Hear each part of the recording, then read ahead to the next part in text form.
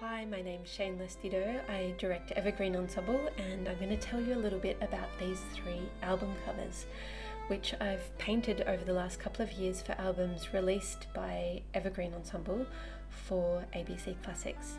The first one, Wintergarden Fantasias, is inspired by 19th century photography. I had access to these images of 3 generations of the Bailey family, and it was their music collection that I was exploring through this album. I discovered that just down the road from me on the Bellarine Peninsula there's a photographer called the Travelling Alchemist, and he specialises in wet plate photography, which is how these 3 photos were produced. His motto is beautifully imperfect, which I think is also a wonderful analogy for historical music played in a modern context. So here I am in his studio, surrounded by his wonderful cameras, and I had to bring in a number of my own props for these photos. I made myself an ostrich hat. They were absolutely ginormous in the 19th century, and I wore my own wedding dress. So 19th century photos reverse the image, and it makes me look like a left-handed violinist, but I can assure you that I'm not. And I also did a second shot, which is for the album exploring the solo violin repertoire from the Bailey collection. It's called Your Loving Father. So the tropical foliage on the album cover comes from the fact that Robert Ballantyne Bailey in 1912 moved from just south of Edinburgh in Scotland to tropical Queensland in Rockhampton, and I think that move must have been such a striking one just for that change of environment. So here I started by painting my canvas black and pasting on a developed image from the photo shoot. From there I grew out the sketch of this sort of fantastical scene that included tropical foliage and 19th century prints of Australian animals. So these are some of the images that I used as inspiration.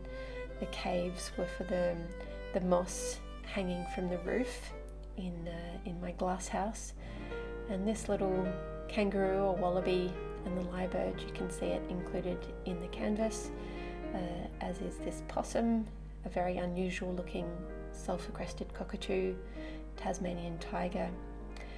Our sound engineer Misha Herman is represented by a native bee.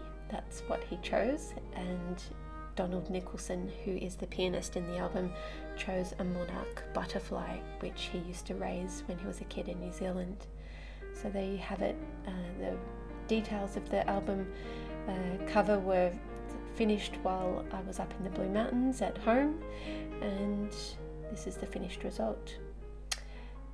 Curious Caledonians I painted a number of years ago in 2019. It brought together musicians from Scotland, Sydney University and Melbourne, and I started by painting my canvas olive green, and I actually did this in a hotel room. I was on tour with the Australian Brandenburg Orchestra, and I had a couple of free days between rehearsals and concerts, and so this album cover was created in that context. I used some images of antique Scottish vases and Australian native flowers. A little protea crept into my bouquet, but of course it isn't an Australian native. And there are a number of hidden items, so you can see the Evergreen Ensemble logo, the little Scotty dog that represents Concerto Caledonia. There were members of that ensemble playing on the album, and the violinist from the Sydney Conservatorium of Music. It's where I did my own studies, and the keyhole representing Sydney Living Museums, who were playing music from their collections. They take care of Elizabeth Bay House, and this room is set in Elizabeth Bay House, which, as I discovered, is where they filmed Yahoo Serious back in the 80s or 90s. The ABC logo is actually hidden in the painting. I won't tell you where it is, but it's in there.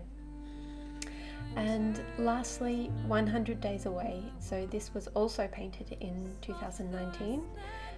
These are the lovely musicians who feature on that album of early Scottish Australian music brought over in the seed chests of early immigrants to Australia and are now housed at the National Library. So I started from my base colour of blue and worked up this image. You might notice I have a little hidden detail as well, which is a little message and a piece of music on the manuscript that the woman is holding. And as I've just discovered, it's like invisible ink. The message and the music has disappeared over the last 3-4 years, so I only have that photo as a record of what once was. Here we are. So the 3 albums, they're part of a series of 5, and the last cover is being painted as we speak. I hope you've enjoyed learning about them.